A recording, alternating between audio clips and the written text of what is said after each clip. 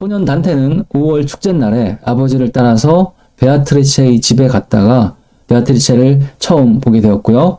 그때부터 사랑하게 되었다고 해요. 단테는 이렇게 간절히 오래도록 베아트리체만을 마음에 품었지만 하지만 결국 그 사랑은 이루어지지 않았어요. 베아트리체는 24살의 젊은 나이에 세상을 떠났거든요. 하지만 죽음도 베아트리체에 대한 단테의 마음을 사그라들게 하지는 못했고요. 오히려 그리움만 더 크게 만들었던 것 같아요. 죽는 날까지 베아트리체만을 사랑했던 것 같아요.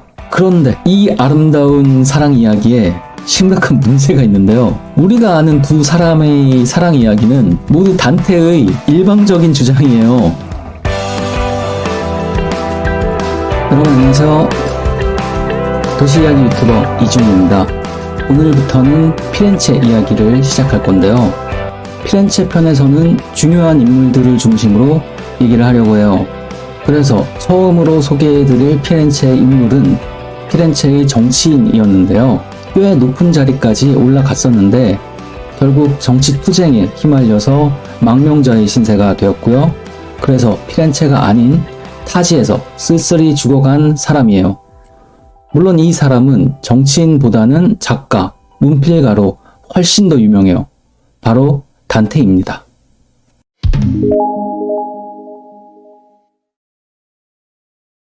아시다시피 단테는 그 유명한 신곡의 저자입니다. 그런 단테의 흔적을 이곳 피렌체에서 찾아보려고 하는데요. 피렌체 대성당을 지나서 우리는 단테가 살았던, 단테가 태어났던 집으로 가려고 해요. 가는 도중에 피렌체의 역사에 대해서 간략히 말씀을 드릴게요. 피렌체는 고대 로마 때부터 형성된 도시였는데요. 이때는 플루엔시아라는 이름으로 불렸다고 해요. 피렌체에는 도시를 가로지르는 아르노 강이 있는데요. 이렇게 물이 흐르니까 꽃이 피어나는 도시라는 뜻으로 플루엔시아라고 불렸다고 해요. 이 플루엔시아라는 말이 변해서 좀 많이 변해서 피렌체라고 불리게 되었다고 하고요. 그런데 영어로는 플루엔시아에서 변한 플로렌스라는 이름으로 불려요. 그래서 피렌체랑 플로렌스는 같은 도시예요. 나는 피렌체는 가봤는데 플로렌스는 못 가봤어. 이렇게 말하시면 안 돼요. 꽃의 도시 피렌체, 플로렌스는 로마 시대에 발전을 하다가 로마가 멸망하면서 마찬가지로 혼란을 겪기도 했는데요. 우여곡절 끝에 1100년대경에 피렌체는 공화정을 수립하게 됩니다. 물론 오늘날 우리가 누리는 민주주의 같은 건 아니었고요. 상류층, 귀족들의 영향력이 막강한 체제였다고 해요. 이 시기에 피렌체만 공화정이었던 건 아니고요. 이탈리아 중복부의 도시국가들 가운데 이런 공화정을 수립한 곳들이 많았어요. 900년 전에 그 옛날에 자치공화정을 수립할 수 있었던 건 이 이탈리아 중복부에 묘한 힘의 균형이 생겼기 때문인데요. 바로 로마 교황청과 신성 로마 제국이 서로 경쟁을 벌였기 때문이죠. 두 세력이 서로 경쟁하면서 피렌체 내부 정치에 간섭하려고도 했었고요. 그래서 이 도시국가들 내부에서는 로마 교황청의 우호적인 세력과 신성 로마 제국의 우호적인 세력 사이에 파벌 싸움이 일어나기도 했어요. 단테는 이런 격동의 시기인 1265년 지금 보시는 이 장소에서 태어났습니다. 그리고 이런 정치적 격변기에 태어난 단테는 9살의 어린 나이에 벌써 일단 사랑에 빠졌습니다. 많이 들어보셨겠지만 그 유명한 베아트리체와의 사연인데요. 9살 소년 단테는 자기보다 1살 어린 8살 소녀 베아트리체를 보고 첫눈에 사랑에 빠졌다고 해요. 소년 단테는 5월 축제날에 아버지를 따라서 베아트리체의 집에 갔다가 베아트리체를 처음 보게 되었고요. 그때부터 사랑하게 되었다고 해요. 많이 아시는 바대로 단테에게 베아트리체는 영원한 사랑이자 이상적인 여인이었는데요. 또 단테에게 예술적 영감을 주는 뮤즈와 같은 존재이기도 했어요. 단테가 베아트리체를 생각하고 그리워하면서 그런 자신의 마음으로 작품들을 썼으니까요. 단테가 처음으로 출간한 작품도 베아트리체에 대한 글이었어요. 단테가 30살 정도 되어서 출간한 새로운 인생이라는 책인데요. 시랑 산문을 섞어서 쓰여진 에세이 같은 글이었어요. 이 책의 내용은 물론 온통 베아트리체의 이야기예요. 베아트리체를 처음 만나면서 얼마나 가슴이 떨렸는지, 또 베아트리체가 자신의 인사를 받아줄 때 얼마나 기뻤는지, 그런 얘기들로 가득 차 있어요. 단테는 이렇게 간절히 오래도록 베아트리체만을 마음에 품었지만, 하지만 결국 그 사랑은 이루어지지 않았어요. 원래 사랑이라는 게 아무리 간절해도 원하는 대로 바라는 대로 되지 않을 때가 많잖아요. 베아트리체는 단테가 아닌 다른 남자와 결혼을 했어요. 베아트리체의 아버지는 은행가여서 피렌체에서 손꼽히는 부자였다고 하고요. 베아트리체의 남편이 된 남자 역시 아주 부유한 은행가 집안의 아들이었다고 해요. 그 시절의 결혼식은 다 교회에서 했었으니까요. 아마 베아트리체도 단테의 집 근처에 있는 이 교회에서 결혼식을 했었을 것 같아요. 단테는 아마도 베아트리체의 결혼식을 멀찍이서 바라보다가 이 그림에서처럼 쓸쓸히 돌아섰을 것 같아요. 다른 남자와 결혼하는 베아트리체를 보면서 단테는 무슨 생각을 했을까요? 아마도 베아트리체의 행복을 빌어줬겠죠. 사랑하는 사람이었으니까요. 베아트리체의 결혼 생활이 행복했는지 어땠는지 알려진 바는 없습니다. 하지만 단테가 행복을 빌어줬어도 부질없었던 게, 베아트리체는 결혼한 지 2년 만에 24살의 젊은 나이에 세상을 떠났거든요. 베아트리체의 사망 원인은 정확히 알려지지는 않았는데 아마 출산 과정에서 사망했거나 병 때문에 죽은 것으로 추정이 돼요. 하지만 죽음도 베아트리체에 대한 단테의 마음을 사그라들게 하지는 못했고요. 오히려 그리움만 더 크게 만들었던 것 같아요. 그래서 단테의 인생 작품인 신곡에서도 베아트리체가 등장하는 거겠죠. 신곡 집필을 시작할 때 단테의 나이는 40대 중반이었는데요. 베아트리체가 죽은 지 이미 20년이 지난 뒤였어요. 그런데도 베아트리체에 대한 마음은 여전히 절실해서 자기 작품 속에 등장시켰던 거겠죠. 아마도 단테는 죽는 날까지 베아트리체만을 사랑했던 것 같아요. 그런데 이 아름다운 사랑 이야기에 심각한 문제가 있는데요. 우리가 아는 두 사람의 사랑 이야기는 모두 단테의 일방적인 주장이에요. 베아트리체의 입장은 어땠는지 모르거든요. 추정컨대 베아트리체는 단테를 잘 몰랐던 것 같아요.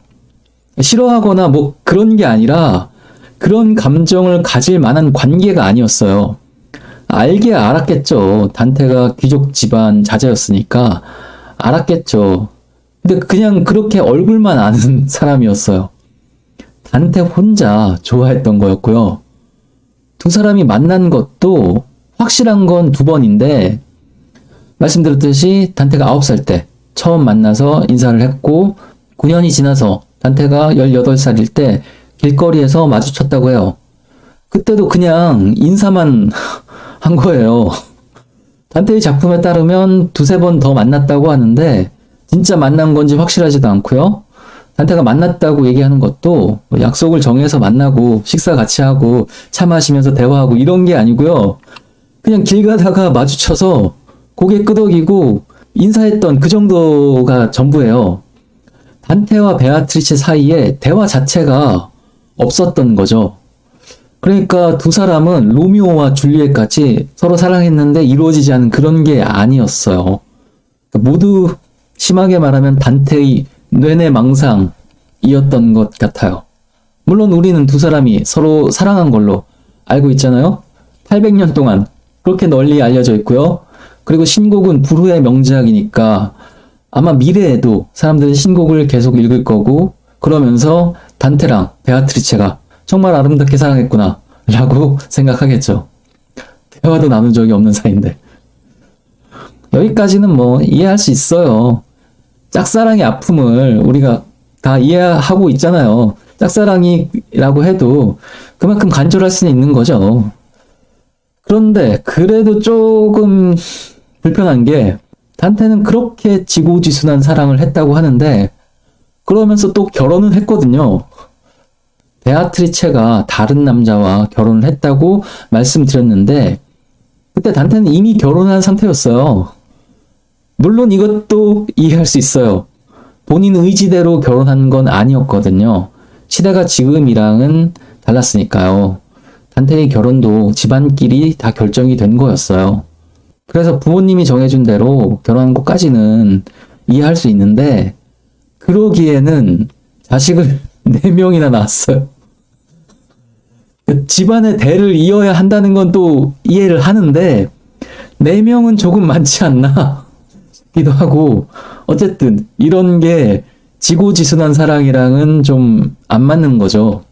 단테가 결혼한 상대는 젬마 도나티라는 여인이었는데요. 낯선 이름이죠. 왜냐하면 우리는 단테로부터 베아트리체의 이름만을 들어왔기 때문이죠. 단테는 자기 작품에서 단 한 번도 자신의 부인에 대해서 얘기한 적이 없어요. 단테의 결혼 생활에 대해서도 자세히 알려진 바는 없는데요. 단테보다 50년 뒤에 피렌체에서 태어난 보카치오, 데카메론을 쓴 그 보카치오의 기록에 따르면 단테의 결혼 생활은 굉장히 불행했다고 해요. 당연하죠. 남편이 계속 다른 여자 사랑한다고 하면서 문학작품을 써대는데 결혼 생활이 행복할 수는 없었을 것 같아요. 그런데도 또 아이는 4명이나 낳았으니까 아무튼 좀 씁쓸하죠. 단테는 물론 사랑만 한 건 아니었고요. 그럴 수밖에요. 실제로 사귀지도 못했으니까요. 단테는 이 시대의 다른 귀족 청년들처럼 성인이 되자 곧 정치에 참여를 하게 되는데요. 단테의 정치 활동은 이곳 단테의 집에서 살펴볼 수 있어요. 이 건물은 사실 정말 단테의 집은 아니에요. 단테가 800년 전의 사람이잖아요. 단테가 살았던 집은 없어졌다고 해요. 그래서 단테가 살았을 만한 위치를 추정해서 1911년에 단테 시대의 건축 양식대로 새로 지은 건물이라고 해요. 지금은 박물관이 되어서 관람하실 수 있는데요. 여기에서 특히 시선을 끄는 건 이 피규어들이에요. 이 모형은 1289년에 벌어졌던 캄팔디노 전투를 표현한 전시품이에요. 앞에서 말씀드렸듯이 당시 이탈리아에는 로마 교황청과 신성 로마 제국이 각자 영향력을 행사하면서 대립하고 있었는데요. 이탈리아의 각 도시 국가들도 내부에서 친교황파와 친황제파로 갈라져서 싸우고 있었고요. 친교황파는 겔프, 친황제파는 기벨린이라고 불렸는데요. 단테가 성인이 되었을 쯤에 피렌체는 친교황파, 즉 겔프파가 정권을 잡고 있었어요. 단테의 집안도 친교황파, 겔프파였는데요. 1289년에 단테가 24살이 되던 해에 피렌체는 인근의 도시인 아레초와 전쟁을 벌이게 됩니다. 아레초는 친황제파, 기벨린파가 장악하고 있었거든요. 그래서 캄팔디노라는 평야에서 겔프파인 피렌체와 기벨린파인 아레초 사이에 전투가 있었던 거죠. 이 전투에서 양측은 각각 1만 명 정도의 병력을 보냈다고 하니까요. 상당히 대규모의 전투였던 거죠. 이 전투에 단테도 기병대의 일원으로 참전했다고 해요. 전투의 결과는 피렌체의 승리였고요. 이 승리로 인해서 피렌체는 신성 로마 제국의 간섭을 차단할 수 있었다고 해요. 이렇게 단테는 피렌체 정치에 적극적으로 참여했는데요. 전투에서도 공을 좀 세웠다고 하고요. 그 공적으로 공직에 나가게 되었는데 평판이 괜찮았다고 해요. 그래서 30대 중반쯤 되었을 때는 프리오르라고 하는 행정장관 직위에 오르기도 해요. 그렇게 단테는 피렌체 정계에서 활동하다가 한 번은 피렌체 대표로 로마에 파견을 나가게 되었어요. 외교관 역할을 하게 된 거죠. 그리고 나서 단테는 그의 고향 피렌체에 다시는 돌아오지 못하게 됩니다. 그래서 피렌체에는 사실 단테의 흔적이 많이 남아있지가 않아요. 지금 보신 단테의 집 박물관 외에도 또 보실 수 있을 만한 게 베키오 궁전에 가시면요. 이곳 베키오 궁전은 공화정 시절에 말하자면 정부 청사였는데요. 이 베키오 궁전에 가시면 단테의 데스 마스크를 보실 수가 있어요. 데스 마스크라는 건 약간 끔찍하게 들리실 수 있는데요. 사람이 죽으면 그 얼굴에다가 밀랍을 붙여서 얼굴 모양을 그대로 본을 뜬 걸 가리켜요. 죽을 당시의 모습 그대로를 남겨두는 건데요. 이렇게 데스 마스크를 만들면 이 사람의 영혼이 깃든다는 생각을 했나 봐요. 단테와 관련된 또 다른 장소로는 단테의 무덤이 있어요. 이곳은 산타크로체 성당이라는 곳인데요. 이 성당 앞에는 단테의 조각상이 서 있어요. 산타크로체 성당 내부에서는 피렌체가 낳은 위대한 인물들의 무덤을 보실 수 있어요. 여기에는 갈릴레오 갈릴레이, 그래도 지구는 돈다의 그 갈릴레오의 무덤이 있고요. 마키아벨리, 그리고 미켈란젤로, 그 밖에도 많은 피렌체 출신의 예술가, 과학자들의 무덤이 여기 있어요. 이 산타크로체 성당에서 단테의 무덤도 보실 수가 있어요. 그런데 사실 이 무덤은 빈 무덤이에요. 단테의 시신이 여기 없다는 뜻이죠. 저는 피렌체에서 단테의 이야기를 따라가다가 이 빈 무덤에 다다르게 되었는데요. 비어있는 무덤인지 알고 갔는데도 막상 가짜 무덤을 보니까 왠지 허전하더라고요. 그래서 대체 단테의 시신은 어디에 있는가 너무 궁금해져서요. 저는 그래서 단테가 묻힌 단테의 진짜 무덤을 찾아서 계획에 없던 여행을 추가하게 되었어요. 저의 루트를 따라서 여러분들도 다음 영상에서 단테가 묻혀있는 다른 도시로 잠시 가보시도록 할게요. 그래서 다음 영상에서 단테는 왜 피렌체에 돌아오지 못했는지에 대해서 얘기해 드리려고 하고요. 또 고향을 떠나 타국을 전전하면서 쓰여진 위대한 서사시 신곡에 대해서도 말씀드리도록 할게요. 그럼 오늘 이야기는 여기에서 마무리하도록 할게요. 구독자분들, 시청해주신 분들 언제나 감사합니다. 다음 영상에서 뵐게요. 감사합니다. 안녕.